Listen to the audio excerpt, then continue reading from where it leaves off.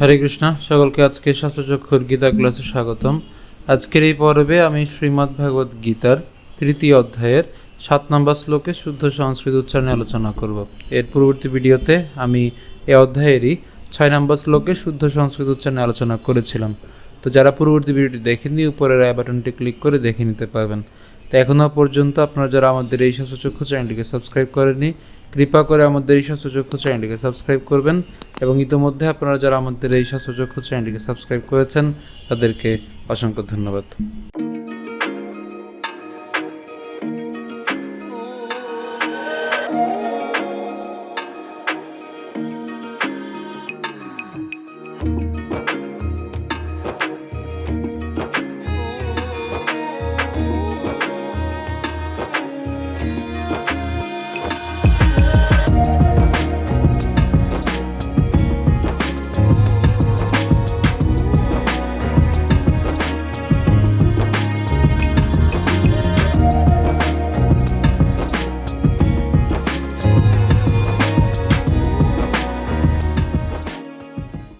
আজকের শ্লোকটি হল ইয়স্ত্বিন্দ্রিয়াণি মনসা নিয়ম্যার ভতে অর্জুন কর্মেন্দ্রিয় কর্মযোগম আসক্ত স বিশিষ্যতে। একদম সহজ শ্লোকটি প্রথম থেকে একটু খেয়াল করি। এর উচ্চারণটি কেমন হচ্ছে? ইয়স্তুই। কেন ইয়স্তুই? আমরা এখানে দন্তস্ব পর্যন্ত উচ্চারণ করলাম, তাহলে ইয়স, এবং এখানে তয়ের সাথে এখানে আমাদের ব আছে, আর এই বয়ের উচ্চারণটা হবে হচ্ছে উয়োর মতো। তাহলে উয়োর সাথে যখন আমরা রস্যিকার উচ্চারণ করি তখন তার উচ্চারণ হয়ে যাবে হচ্ছে উই। তো এখন উচ্চারণের সুবিধার জন্য আমরা উচ্চারণটা কীভাবে করছি? ইয়স্ত, অর্থাৎ দন্তাস্ব যুক্ত ত হসন্ত পর্যন্ত আমরা উচ্চারণ করলাম ইয়স্ত। এবং এখানে যে ব আছে, বয়ের উচ্চারণটা আমরা ইতিমধ্যেই বলেছি, এর উচ্চারণটা উয়োর মতো হবে। তাই তার সাথে যখন রস্যিকার যুক্ত হবে তখন তার উচ্চারণ হয়ে যাবে হচ্ছে উই। তাহলে ইয়স্ত উই।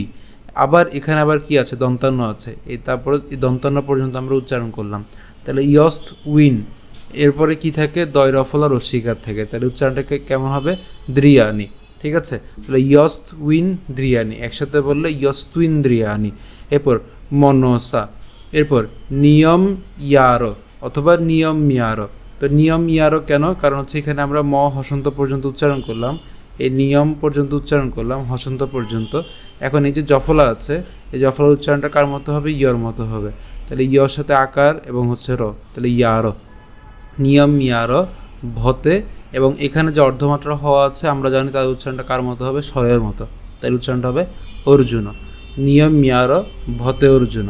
এরপর কর্মেন দ্রিয়ই, এই যে দন্তানা পর্যন্ত আমরা উচ্চারণ করলাম, কর্মেন দ্রিয়ই কর্মযোগম। এই একই রকমভাবে আমরা ম হসন্ত পর্যন্ত উচ্চারণ করছি, যোগম। তাহলে একটা কী থাকে? স্বরেও থাকে, তাহলে স্বরের সাথে শক্ত, তাহলে অশক্ত স বিশিষ ইয়তে। একই রকম ওই যে মূর্ধন্য পর্যন্ত উচ্চারণ করলাম বিশিষ, এবং জফলার কারণে উচ্চারণটা হবে কেমন? ইয়, এবং তার সাথে হচ্ছে তয়কে, তাহলে ইয়তে, বিশিষ ইয়তে। তাহলে আমি আবার যদি বলি, ইয়স্ত্বিন্দ্রিয়াণি মনসা নিয়ম্যার ভতে অর্জুন কর্মেন্দ্রিয় কর্মযোগম আসক্ত স বিশিষ্যতে। তা আশা করি আপনারা বুঝতে পেরেছেন। অনুবাদ: কিন্তু যিনি মনের দ্বারা ইন্দ্রিয়গুলোকে সংযত করে অনাসক্তভাবে কর্মযোগের অনুষ্ঠান করেন, তিনি পূর্বোক্ত মিথ্যাচারী অপেক্ষা অনেক গুণে শ্রেষ্ঠ। তা আপনাদের সুবিধার জন্য শ্লোকটি ভেঙে দিয়েছি, আবার ভাঙা অংশটি একটু খেয়াল করুন। এর উচ্চারণটা কেমন হচ্ছে? ইয়স্ত উইন দ্রিয়ানি। তা আমরা যদিও ভেঙে দিয়েছি, কিন্তু আমরা উচ্চারণ করার সময় একসাথে উচ্চারণ করব। এর উচ্চারণটা একসাথে যদি উচ্চারণ করি তাহলে কেমন হবে? ইয়স্তুইন দ্রিয়ানি। এরপর মনসা নিয়ম ইয়ারো অথবা নিয়ম ইয়ারো ভতে অর্জুন। এরপর কর্মেন্দ্রিয় কর্মযোগম আসক্ত স বিশিষ্যতে। ঠিক আছে, তাহলে আমরা শুরু করে যদি পাঠ করি তাহলে কেমন হবে? ইয়স্ত্বিন্দ্রিয়াণি মনসা নিয়ম্যার ভতে অর্জুন কর্মেন্দ্রিয় কর্মযোগম আসক্ত স বিশিষ্যতে। আমি আবার বলছি, ইয়স্ত্বিন্দ্রিয়াণি মনসা নিয়ম্যার ভতে অর্জুন কর্মেন্দ্রিয় কর্মযোগম আসক্ত স বিশিষ্যতে।